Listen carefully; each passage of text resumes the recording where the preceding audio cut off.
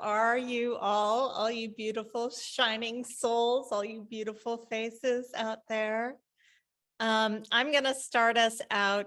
For those of you who don't know who I am, I'm Liesl. I'm Rob's wife, and I channel a collective energy that we call the beings of light. And so we're going to start out with just a little meditation just to get us all connected and centered, kind of let go of our days, all that commotion, and just get really present right here. So those of you who are familiar with our meditations, it can always be helpful to put your left hand on your heart area and your right hand like approximately below your navel. But if that just feels like it naturally wants to gravitate up or down a little bit, that's fine. What that right hand is meant to do is just nourish those lower chakras.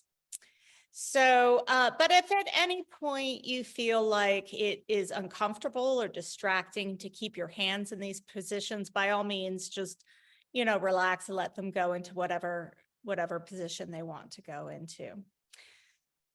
So if it's safe to do so, and close your eyes. And begin to bring awareness to the breath.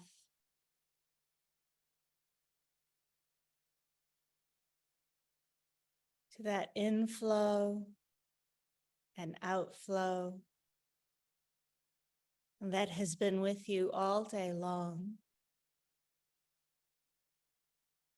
and that has been with you since birth. That gentle rhythm of the in-breath followed by the out-breath.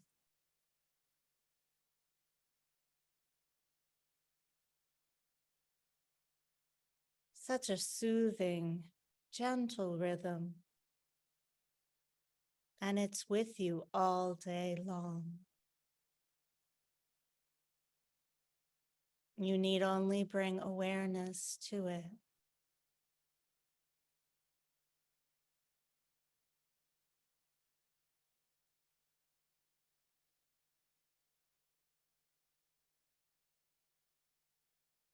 As you bring awareness to that inflow and outflow of breath,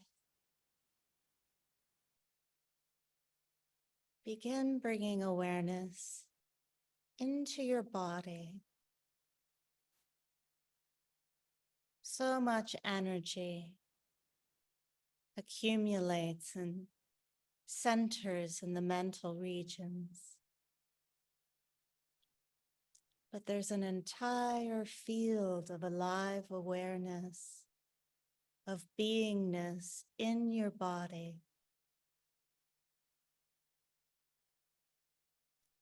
So let's start out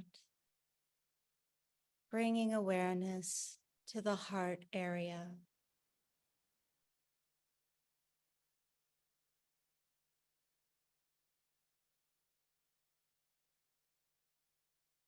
See if you can perceive that gentle, alive awareness there, that gentle, loving energy in the heart area.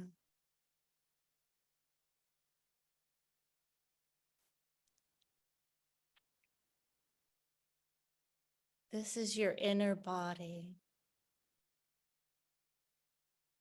This is actually the field of energy that begins to generate your body in physical form.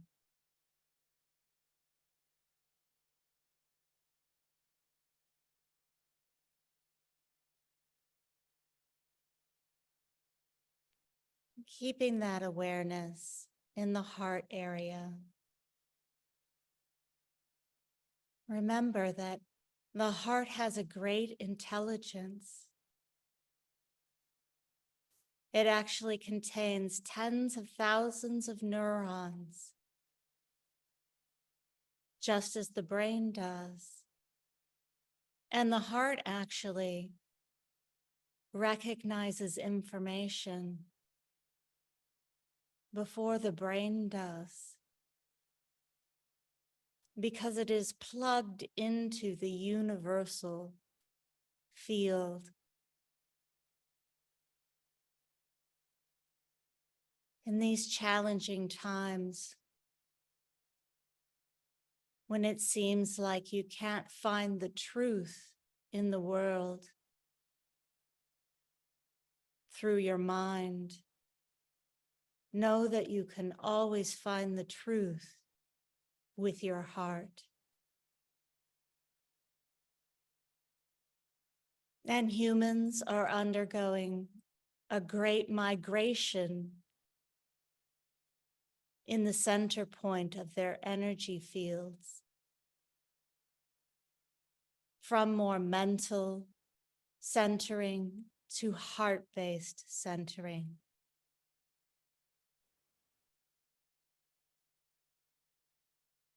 When the heart leads, it uses the mind as it was truly meant to be used.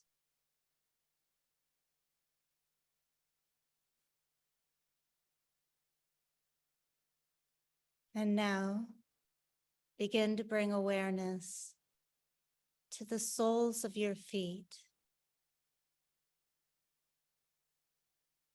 Feel how they connect to and interact with Mother Earth, with Gaia. She too is with you all day long, supporting you, nurturing you. And she always has far more energy and abundance to give you than you actually draw into your body on a regular basis.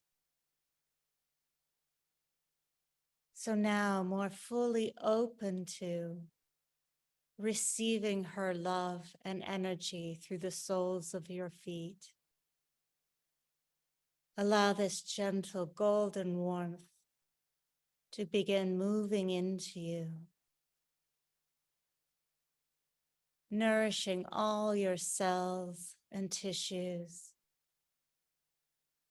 every nook and cranny, moving into the legs and up into the hips, and then converging at that base of the spine,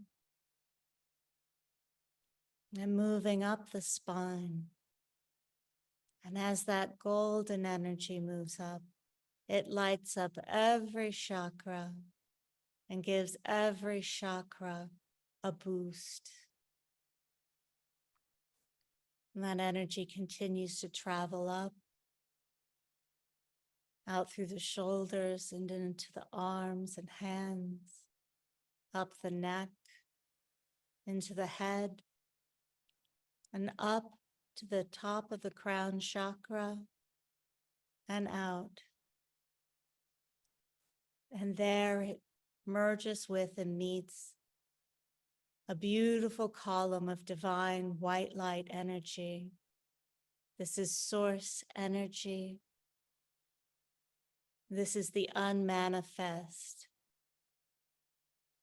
One could say this is the stem cell of energy, energy that can be then used and transformed in any way needed. True source potential energy.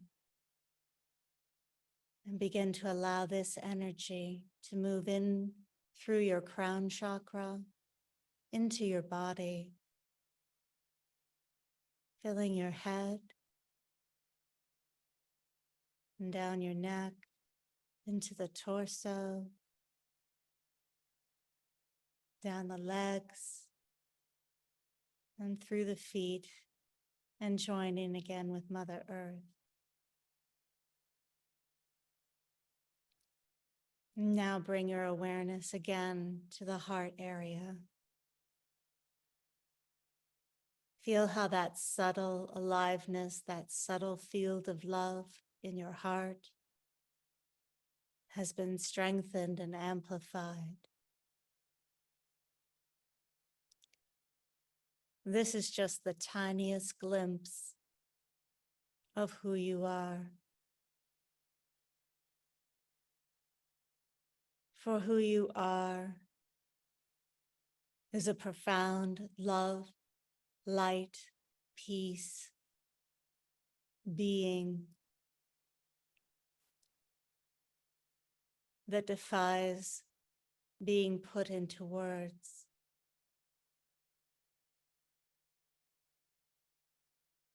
You are love and light.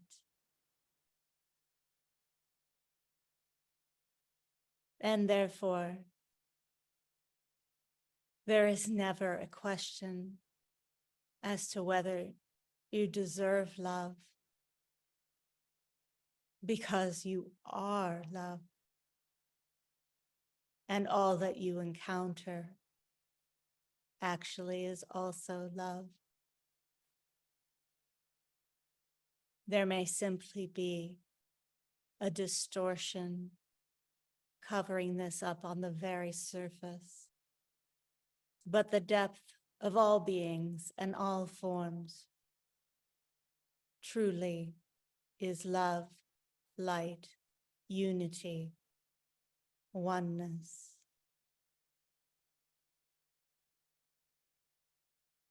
May you know this more fully. May you know yourself and others as we know you.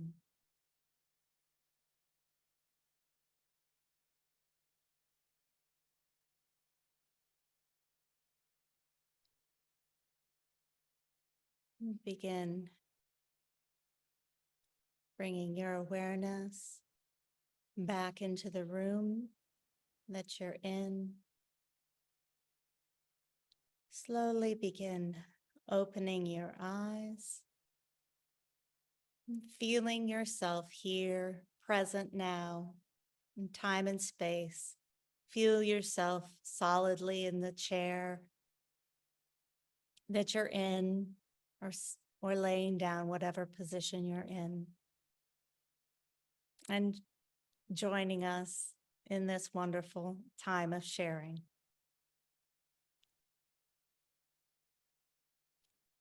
Thank you. Okay, thank you, Lisa. Welcome, everybody. Wave if you can hear me. All right, very good. Good evening, good morning, good afternoon, good middle of the night, depending upon where you are. I want to start by letting you know that we created a special discount code for all of you for any of the upcoming October workshops. There's a Between Lives Soul Regression workshop on Saturday. And then, Stephanie, remind me, what are the dates of Star Souls and the Higher Self workshops? Higher Self is October 11th and Star Souls is October 16th, I believe. Correct me if I'm wrong. Yeah. Okay, so the discount code is OCT, October, OCT, all capitals, and then the number 20, and it gives you $20 off any of those workshops. The Between Life Soul Regression workshop is all about discovering your pre-birth plan, how well you're doing, how you can do better in fulfilling your plan. The Higher Self workshop is intended to bring you into stronger, closer contact with your higher self so that you can receive more guidance from your higher self. And Star Souls is for people, and many of you are Star Souls, meaning that you come from a far away, most likely much more advanced civilization, and you've come to help humanity and Earth with the ascension process. And the Star Souls workshop is intended to help you discover the unique gifts that you as a Star Soul brought in service to the world and how you can best activate and share those gifts with the world. So again, the discount code is capital O, capital C, capital T, and then the number 20.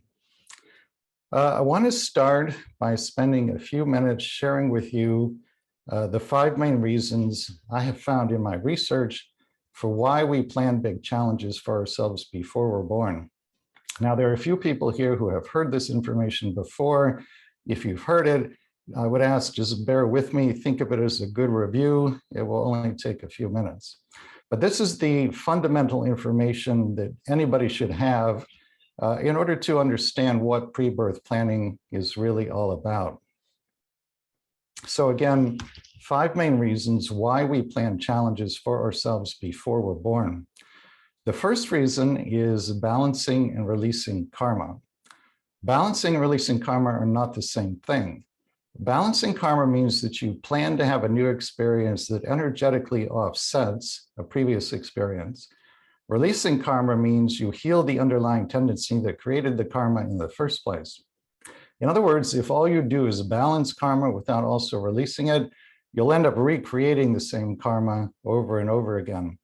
The example I like to use to illustrate balancing karma is one in which 2 people had a past life together in which one was ill and the other person was that person's caregiver. When that lifetime is over and those 2 people have their life review, as we always do after an incarnation is complete, they'll see the caregiving relationship portrayed in the life review, and they may or may not feel complete with it. Now, if they feel complete with that experience, then there is no karma, as I understand it. But if they feel incomplete with that experience for any reason at all, then the feeling of incompletion is the karma. So let's say they feel that way. What could they then do to balance the karma? Well, the easiest thing to do is simply to trade places. So now they plan a new lifetime in which the person who was the caregiver plans to have a physical illness, and the person who had the illness plans to be the caregiver. That is a very simple example of balancing karma, and that's reason number 1, again, balancing and releasing karma. The second main reason for planning big challenges before we're born is healing. And a good example of this is in my first book, Your Soul's Plan. There's a chapter about the pre-birth planning of deafness and blindness. The deafness story is about a young African-American woman named Penelope. She was 24 at the time I spoke with her for the book. Penelope was born completely deaf in both ears. Working with one of the mediums who was on the team, we were able to go into Penelope's pre-birth planning session and hear the conversation she had with her spirit guide when the deafness was planned. And what we discovered as we listened to this dialogue was that in the lifetime immediately previous to this one, Penelope had the same mother she has in this lifetime. And when she was a little girl, she heard her mother shot to death by the mother's boyfriend. Now, she didn't actually see the murder, but she heard the gunshots that led to her mother's death. As you would expect, she was quite traumatized by that, so much so that it led her to suicide later in that lifetime. So she returned to spirit from that incarnation with what you could call an energy of unhealed trauma, which now needs to be healed. In her pre-birth planning session, her spirit guide says to her, "My dear, would you prefer to be born deaf so that no similar trauma will happen to you again, and so that you can complete your healing from the last lifetime?" And she says, "Yes, that is what I want and what I wish to do." And then what follows is a fascinating dialogue in which she and her guide work out the details of the deafness. So that's reason number 2 for planning challenges before we're born, healing. The third reason is service to others. If you read channeled literature or spiritual literature of any kind, you've probably heard of the concept of oneness, and Lisa will reference this in the meditation we just did as well. This is the idea that there's actually only one being in existence in the universe. It's you, it's me, it's all of us. Each one of us is an individualized expression of the one. The way I understand the orientation towards service, which is in literally every single pre-birth plan I've ever looked at, it's always there in some form. It's a natural expression of oneness consciousness, which is our natural state of consciousness when we're back home in the non-physical, planning our incarnation. So in other words, let's say that you and I are back on the other side and we're planning a lifetime together, and you perceive that I am literally you. It's not just an intellectual concept the way it is here. You actually perceive, you experience that I am literally you. Well, then, of course, you will want to be of service to me. And conversely, if I perceive, if I experience that you are literally me, then, of course, I will want to be of service to you. So this orientation towards service, which again is in everybody's pre-birth plan in one form or another, I think is a natural expression of oneness consciousness, which is our natural state of consciousness when we're back home in the non-physical realm. That's reason number 3, service to others. The 4th reason for planning challenges is a desire to experience contrast. Now, let me explain how this works. Those of you who have taken the workshop and heard the full presentation I give, you know that I talk about a spiritually transformative experience I had many years ago, in which I was doing nothing more than walking down the sidewalk in the middle of the afternoon. And I had an experience in which every time I looked at another person, I was overcome by this feeling of pure, overwhelming, unconditional love for the person I was looking at. And these are the words that get closest in the English language to what I experienced, but really there are no words that even begin to describe it. This was a divine love. It was a transcendent love. That's as good as the English language is going to permit me to describe it to you. Suffice it to say, it was overwhelming. And I was caused to know in this experience, I was caused to know that we as souls are made literally from the energy of unconditional love. Now, why am I sharing this? Well, when we're back on the other side planning an upcoming incarnation, we're in a realm of complete unconditional love. That's what the other side is like, as I understand it.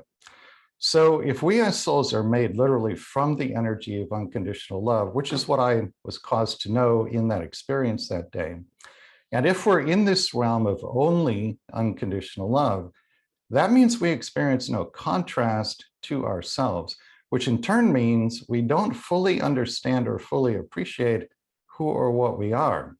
We don't understand what it means to be a soul made from the energy of unconditional love. So I think what we are doing here on the physical plane is that we have come for the experience of what you could call the not love, which we would all agree there's a lot of, because through the experience of the not love, by the time you go home at the end of an incarnation, you understand through the experience of that contrast much more deeply what unconditional love really and truly is, which is another way of saying you have a more profound self-knowing. This idea of experiencing contrast comes up in the Conversation with God books that I'm sure many of you have heard about. And in one of those books, God asks the author, Neil Donald Walsh, to explain this idea using the analogy of the white room, which goes like this. Imagine that you are a white being in a white room. So you are white. The ceiling is white. The floor is white. All the walls around you are white. Everything in this room is white, including you. Now, if you are such a being in such a room, how do you know that you're white? The answer is you don't. And in fact, you can't until you experience something that is other than white. Then once you've had that experience, you understand what it means to be a white being in a white room. This, I think, is what the soul is doing here on the physical plane. We are love. We are in a realm of only love. We therefore experience no contrast to ourselves. We therefore don't fully understand who or what we are. And so we come for the contrast, the not love, because through the experience of the contrast, by the time you go home at the end of an incarnation, you understand much more deeply what it means to be a soul made from unconditional love. You have a much more profound self-knowing. So that's the 4th reason, contrast. And the fifth and final reason for planning challenges, strictly speaking, this is a subset of number 2, healing, but it's so important, I like to break it out as a separate item of its own. And that is correcting or healing false beliefs or false feelings about oneself. And let me explain how this works. Almost everybody has had at least one past life, and usually many, in which certain things happen that caused you to pick up a false belief or false feeling about yourself. Two of the most common false beliefs or feelings about self are: one, that one is powerless, and two, that one is unworthy or perhaps even worthless. If you feel or believe yourself to be powerless, unworthy, or worthless, to your soul that feels discordant. What do I mean by discordant? Well, your soul knows that those feelings or beliefs are not true. The soul knows that you are infinitely powerful, as are all beings, and the soul knows that you are infinitely worthy, as are all beings. In fact, strictly speaking, to your soul, the concept of worthy and unworthy doesn't really even make sense. Because if you think about it, the only way those concepts make sense is if some beings actually are worthy and other beings are actually unworthy. But to your soul, all beings are inherently worthy. It's like the concepts of tall and short. If everybody were exactly the same height, then nobody would be tall and nobody would be short. But coming back to false feelings or beliefs about self, so if you feel or believe yourself to be powerless, unworthy, or worthless, what will happen here in the physical plane is that you will magnetize to yourself experiences that seem on the surface to confirm the false feeling or false belief. This is actually a fundamental function of life in the third dimension. The world is set up to mirror you back to you so that you can discover what lies within your consciousness. And if there's something there that is false, like a belief in powerlessness or unworthiness, then you can bring that false belief or feeling to the light of conscious awareness, where you can then set about healing it. So again, if you feel or believe yourself to be powerless, unworthy, or worthless, you'll draw to yourself experiences that seem on the surface to confirm the false belief or feeling. It may feel like a punishment to you, but that is not at all the universe's intention. The intention, again, is to bring this to your conscious awareness so that you can then set about healing it. So that's the fifth and final reason for planning challenges: correcting or healing false feelings or false beliefs about oneself. Okay. Before I start to take questions, Liesl, any comments, anything you wanted to add? Yeah, just a couple of things. One on the topic of contrast, something that the beings of light talk about a lot is the infinite elasticity of love. So here in this third dimension, we do experience this non-love, which seems like the inversion of love, or seems like love pulled, it's something pulled far into separation. But another thing that these lifetimes are teaching us is that you can pull as far as you can possibly stretch into separation, and you will never break the elasticity bond of love that is there between you and all beings. That is unity, that is the one field. So that's another aspect of that learning through contrast that's going on here. Another thing that is just really powerful about starting to realize that you actually may have planned some of your life challenges is the way in which that shifts how you perceive your life challenges and how you interact with your life challenges.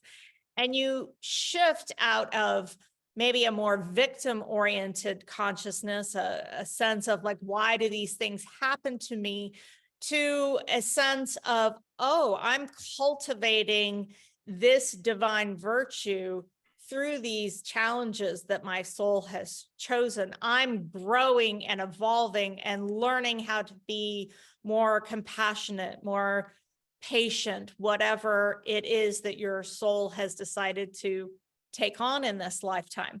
And so I'd like to share, this is a channeling from the beings of light that is entitled Staying Connected to Source Through Gratitude or Acceptance of What Is. So why have the concepts of gratitude and acceptance always permeated the teachings of spiritual texts?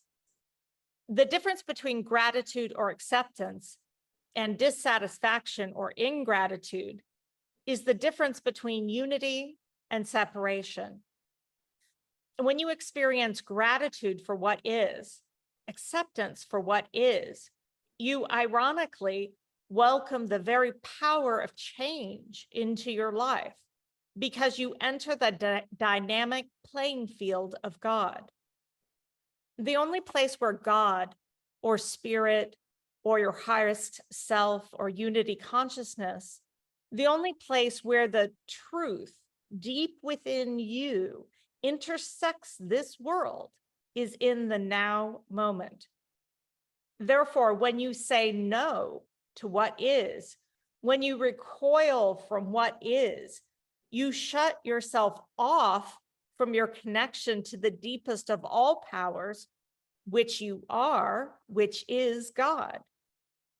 You withdraw from this deep power because you view that which is occurring as something you don't want to experience. And yet this very act of withdrawal is more likely to prolong your experience of what is currently manifest because your withdrawal from the flow of life will further crystallize that experience on the third dimensional level. You have effectively withdrawn from the only true source of power for deep and loving transformation that would in turn create change on the third dimensional level if change is truly needed and of the highest good. This withdrawal of life force energy will likely prolong the reverberation of the experience that you are recoiling from within your field of awareness and within the field of the manifest. So when you say no to life, you become very disconnected from your true power, and therefore are even more likely to experience events and situations on the third dimensional level that are equally or even more, that you are equally or even more dissatisfied with. When you experience gratitude, or at least acceptance of what is, you go into the zone of potentiality. Acceptance for what is now is your entry point to the zone of potentiality, wherein new forms may emerge. However, without this key of acceptance, you cannot unlock the field of potentiality. Also, when you experience gratitude for what is, when you experience gratitude for the forms and beings around you, you are communing with those forms and beings. You are moving toward the oneness. You are moving towards these forms, towards these beings, and saying, in a way, through your gratitude and acceptance, yes, I love you. I perceive you beyond your surface level. And therefore, I know that beyond this level, you are me and I am you. However, when you recoil from forms and beings, forms also being life experiences, you are saying, no, I do not love you. You cannot be me and I cannot be you because this version of form is wrong and bad. And I perceive nothing deeper than this level.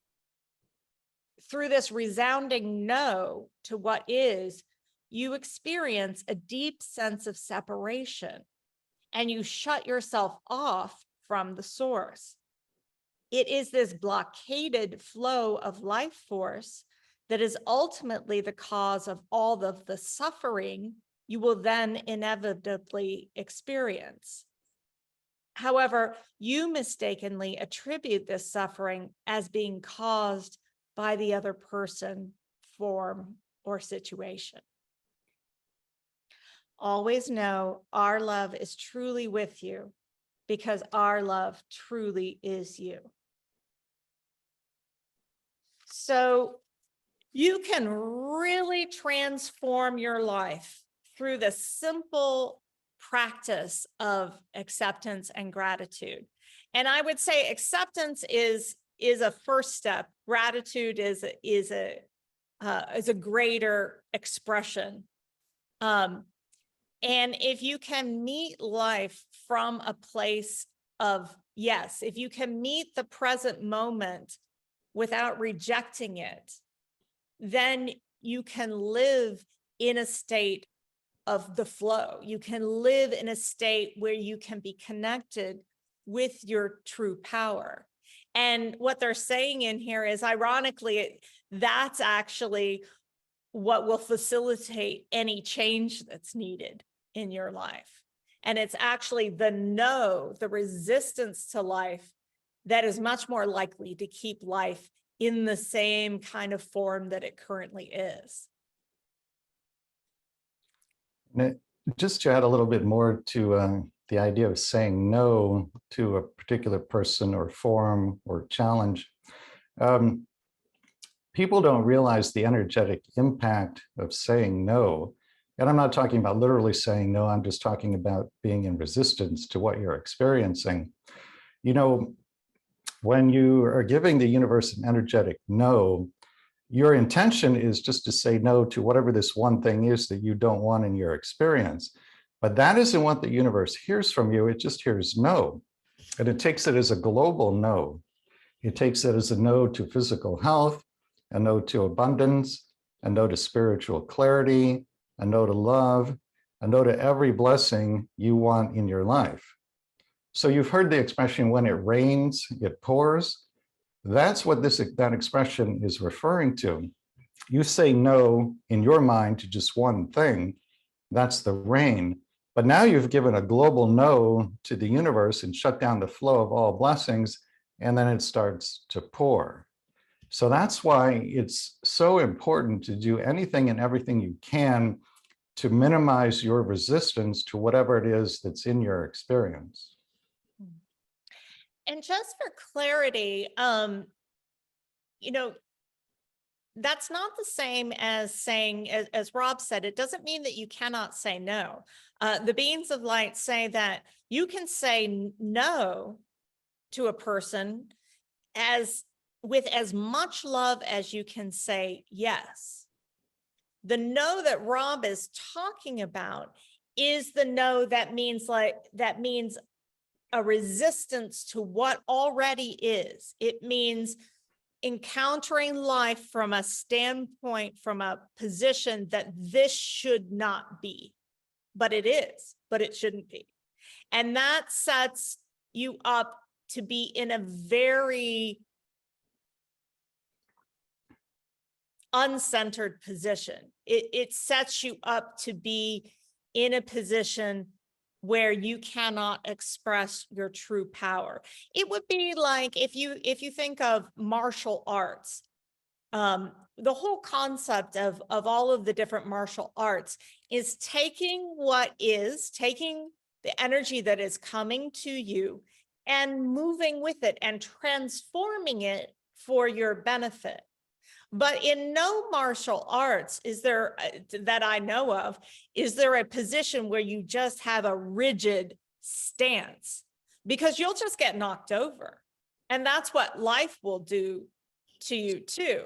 If you meet life in a rigid posture of this should not be, this can't be, then you'll just get bowled over, because you're no longer really a part of life. Life is no longer able to actively flow through you and participate through you.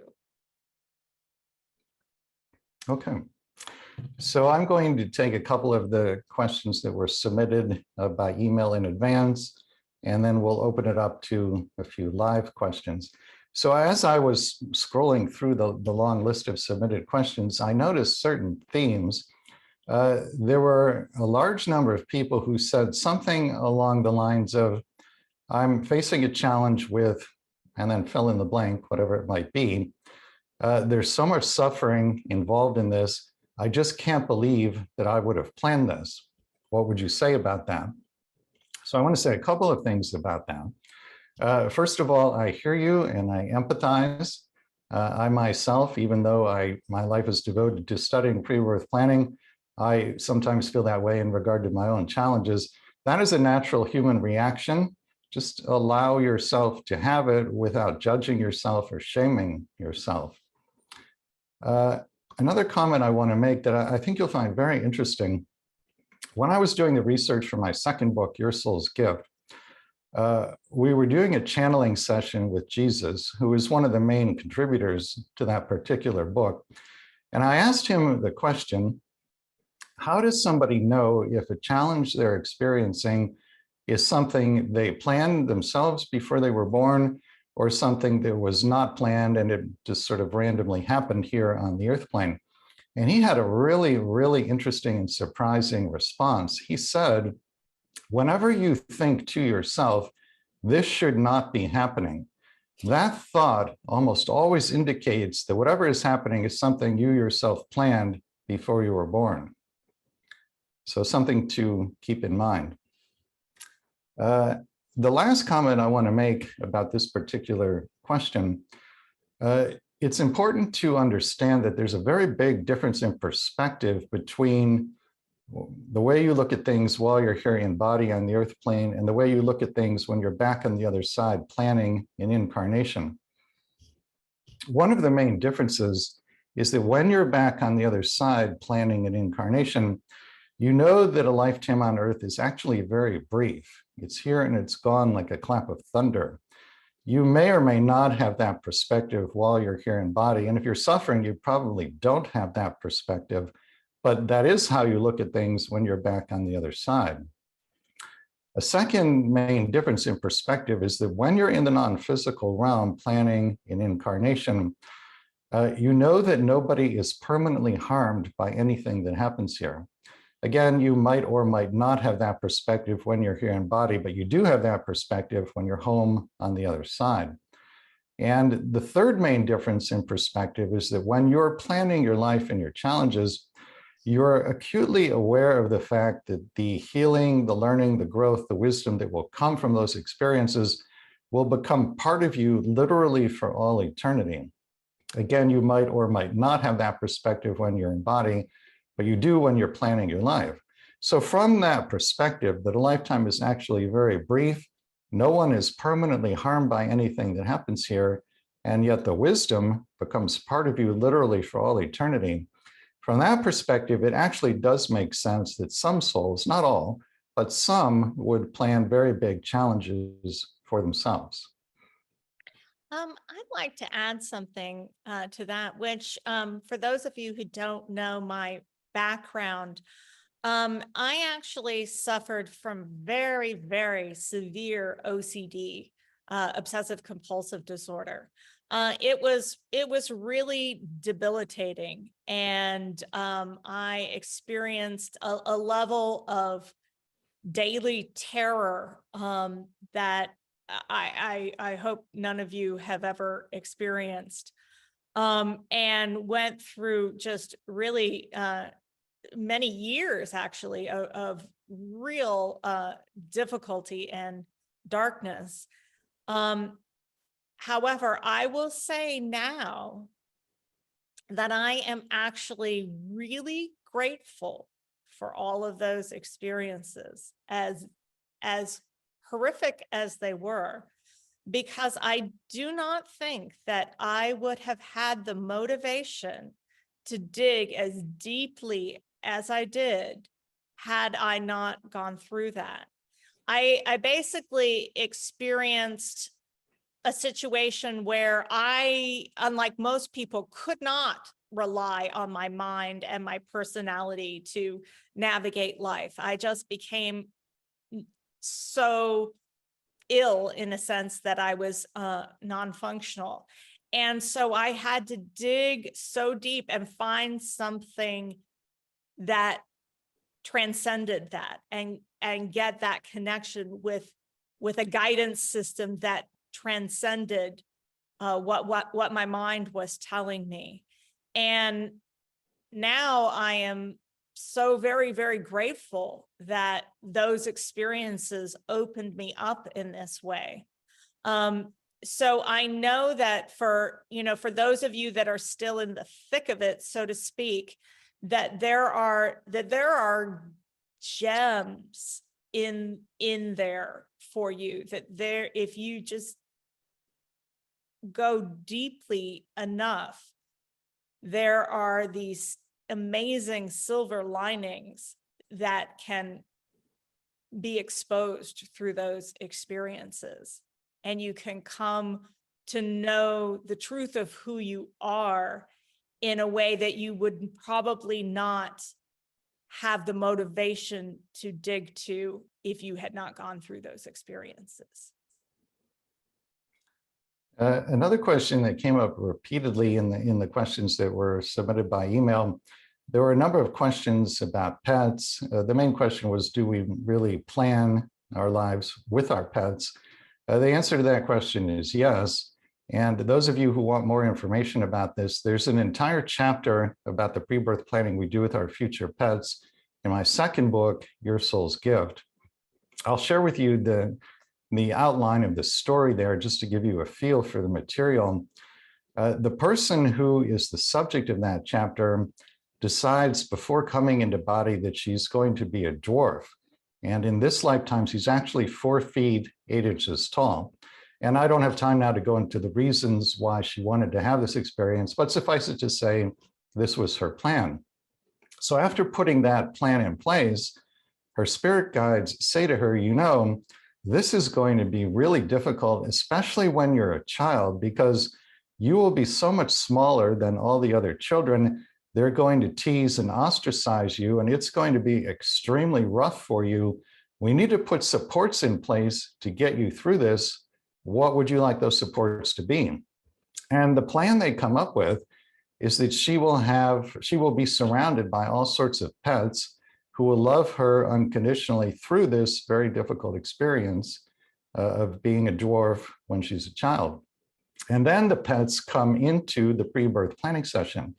And there are dogs, there are cats, there's a horse, there's a rooster whose name is Crooked Beak. And these animals speak with tremendous, tremendous intelligence about how they want to support her through the experience of being a dwarf and how they will love her unconditionally. And that's exactly how it played out. The kids at school were very cruel to her and really tormented her. She would come home regularly in tears, and then the cats, the dogs, the horse, Crooked Beak, they would all surround her and love her unconditionally. As a child, she had the ability to communicate with them telepathically. And so her horse, for example, would say to her, I know you've had a really rough day. Why don't you climb up on my back and we'll ride like the wind? And then they'd go off on a ride together. So all of this was put in place pre-birth to get her through this very difficult experience. And that's essentially how pre-birth planning works. You don't just plan challenges and then leave yourself hanging. You put supports in place that you know will get you through those challenges. Another thing I'll say for those of you who, are really bonded with pets that may have transitioned, is to pay attention when you get, our emails and stuff. Whenever there's the next 2-day workshop, I don't think we have one on the calendar right now, but when there's another 2-day workshop, the first day is the divine virtues exercise, and then contact a deceased loved one. And for a lot of people, pets come through during that contact a deceased loved one regression. And it's a really beautiful experience for people. So for those of you who have interest, watch your watch your emails for that as we go into the future. Yeah, and that reminds me, for those of you who are taking the Between Lives Soul Regression workshop on Saturday, when you get in front of your council of elders and you're asking them questions about your pre-birth plan, one of the things you can do is ask your council to bring in any deceased loved ones who you would like to talk to. And that means both people who are back on the other side, but also pets who have transitioned.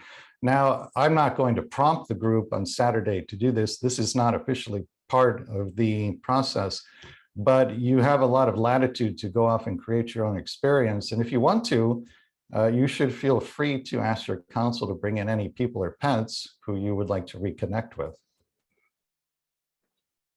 And then there were several people who asked, how do I know if I'm fulfilling my soul's purpose in this lifetime? There are a few general indicators to look for there. Feelings of excitement or joy. Excitement and joy are communications direct from your soul saying, yes, this is the way for you. Also, any activity that creates time distortion, or what some people call the flow state. So probably for all of you, there's at least one activity that when you do it, it will feel to you like only 10 minutes have gone by, but when you look at the clock, it's 2 hours later. Any activity that creates that kind of time distortion or flow state for you, there's something there that is part of your pre-birth plan. And then a way to know that you're a little bit off track and that your soul is trying to get your attention to reroute you.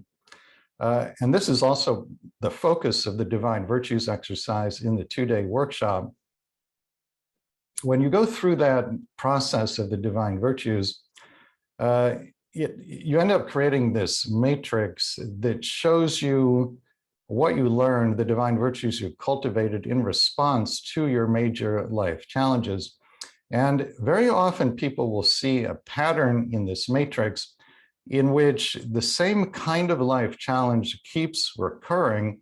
And not only does it keep coming back, but each time it comes back, it does so in increasingly intense form. For example, the story I share when I'm giving the instructions for the Divine Virtues, true story about a woman who had 3 car accidents. The second was worse than the first, and the third was worse than the second. If you see that kind of pattern in your life, where the same kind of challenge keeps coming back around, and it does so in increasingly intense form each time, that is your soul really trying to get your attention about something. It's your soul saying you are at least somewhat off track and you need to pay closer attention. Don't go into fear about that. That's exactly the opposite of what I want. But just be aware that this phenomenon does tend to happen if somebody is somewhat off track. Okay, so why don't we take some live questions now? If you'd like to ask a question, raise a virtual hand. And Stephanie, we're going to stop the recording now.